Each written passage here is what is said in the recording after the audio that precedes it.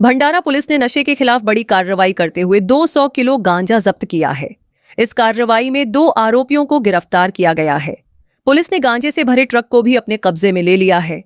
जब्त किए गए गांजे की कीमत 1 करोड़ रुपये से अधिक बताई जा रही है। पुलिस को गुप्त सूचना मिली थी कि भंडारा जिले से एक ट्रक में अवैध रूप से गांजे की बड़ी खेप मुंबई की ओर ले जाई जा रही है।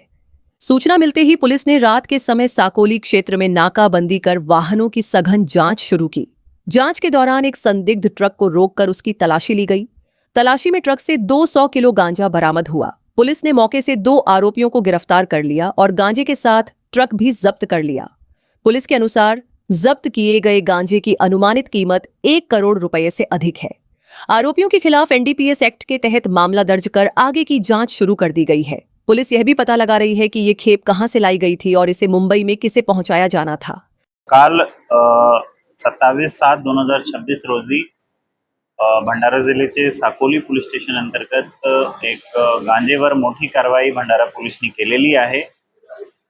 याच्यामध्ये जे सेंदूर वाफा टोल नाका आहे तिथे गोपनीय माहितीच्या आधारावर एक गाडी आम्ही इंटरसेप्ट केले। त्या गाडीमध्ये 200 केजी गांजा जप्त भंडारा पोलिसांनी केलेला आहे। याच्यामध्ये 2 आरोपी आतापर्यंत अटक झालेले आहे आणि यामध्ये जे मुद्देमाल आहे गांजेची किंमत सुमारास 1 कोटीची आहे आणि टोटल मुद्देमाल मिळून 1,34,80,000 रुपयाचा मुद्देमाल भंडारा पोलिसांनी जप्त केलेला आहे। त्याचा फॉरवर्ड आणि बॅकवर्ड लिंकेज आता चालू आहे।